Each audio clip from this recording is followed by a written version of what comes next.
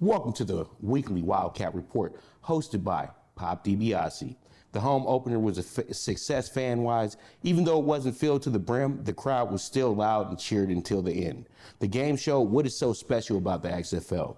The different rules proved to be huge in a clutch moment late in the game. This still couldn't help the Wildcats get their first win of the year in week 2. The effort and fight was much better this week. Many positives, but there will always be negatives. And in this defeat, the negative won out. The Wildcats lose to the Dallas Renegades 25-18 in a back and forth game that saw many firsts in the XFL. I have the breakdown for you right now. Game breakdown, first half. The game started with a thud somewhat, but both teams made some huge mistakes. The Wildcats were able to get an interception off of Landry Jones, who was making his XFL debut for the Dallas Renegades. Harlan Miller was in the right place at the right time and was able to return the interception to the Dallas 48 to put the Wildcats in great position for their second drive. The Wildcats didn't capitalize on the turnover. They actually had a solid drive that moved the ball to the Dallas 10. On the next play, though, Elijah Hood fumbled the ball at the Dallas 8, and the Renegades recovered for no gain, but caught a big break with that mishap by Hood. In the second quarter, both teams were stagnant most of the half. The Wildcats were able to right the wrong from the offense's previous drive by recovering a fumble and on a botched play by Dallas QB Landry Jones. The fumble was recovered by defensive lineman Reggie Howard. The next two drives resulted in punts for both teams. The Wildcats found some rhythm and put together a 9-play, 4-minute, 39-second drive that resulted in their first points of the game on a Nick Novak 47-yard field goal. The lead didn't last long. The Renegades came with their own 15-play, 2-minute, 42-second drive that resulted in another field goal, McGinnis knocking through a 41-yarder. The half ended shortly after that with the game tied 3-3. In the second half, things started well for the Wildcats, but the drive stalled out at the Dallas 35. Nick Novak missed a 50-yard field goal just inches left of the goalpost. Landry Jones continued to struggle on the next drive for the Renegades.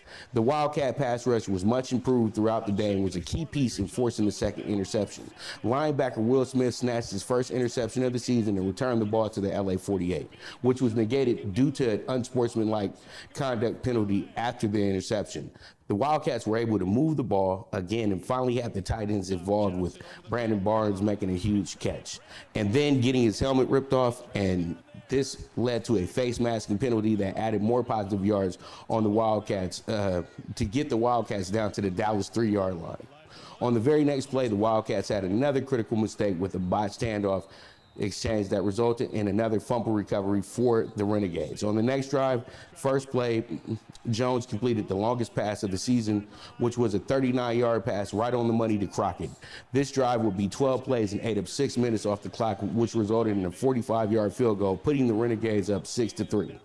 The Wildcats' next drive to start the fourth quarter was one of their best of the season. They were able to get some good pass and run plays executed. This led to a 12-play, 4-minute drive that resulted in a Nelson Spruce 6-yard touchdown from Josh Johnson, both getting their first touchdown of the season. The failed one-point conversion kept the score 9-6 with 11:50 left in the game. The Renegades just didn't want to lay down. With the short passing game, the Renegades seemed limited. Then Bob Stoops went into his bag and caused some big running plays that were piloted by Cam Artis-Payne, who ran for some huge runs and showed his world-class speed on a 28-yard touchdown to put the Renegades ahead 12-9, and then added the PAT to make it 13-9. The Wildcats quickly were off the field on their next drive. The Renegades seemed to get a new energy off the run game and then unleashed Lance Dunbar, former Cowboys and Rams running back. He ripped off two big runs, one for 21 yards, the next for 14. This set up a 5-yard touchdown pass from Jones to Parham to extend the lead to 19-9, with a PAT being unsuccessful. The Wildcats, after giving up 13 unanswered points, had an answer with a 62-yard kickoff return by Martez Carter, giving the Wildcats great field position at the Dallas 44. On the next play, it was straight out of the Norm Chow USC playbook.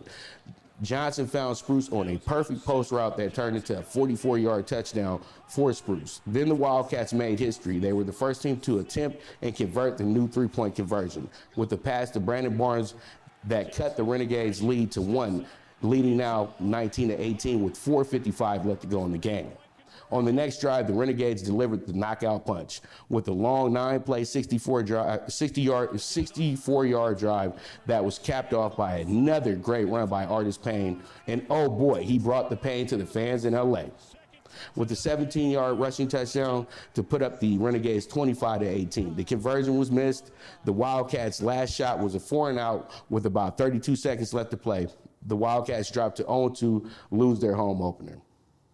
Player of the game, Nelson Spruce, 6 receptions, 89 yards, 2 touchdowns. Spruce was once again the glue to the offense and improved his numbers to 19 receptions and 192 receiving yards. The former Ram even had his old teammate Ty Gurley rooting for him on the sidelines. Spruce is a quarterback's best friend for this team. On the defensive side, Will Smith, the linebacker, had 6 tackles, 4 assists, 1 interception. This proved to be pretty big, with Will Smith making his presence felt today and was all over the place and kept this defense solid with great leadership throughout the game.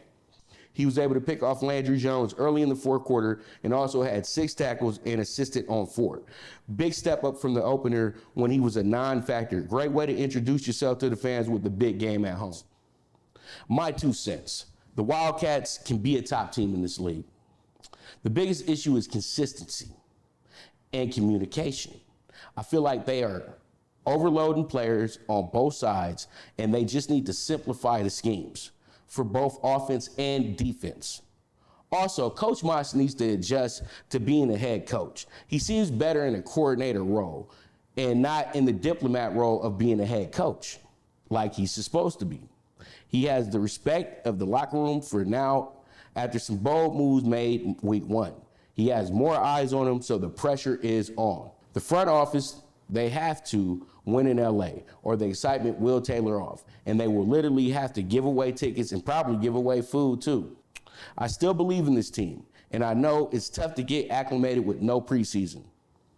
Starting 0-2 isn't a death sentence, but it makes the journey much tougher due to this being a 10-game season. The urgency to win is now, but it's going to be an uphill climb against the defenders.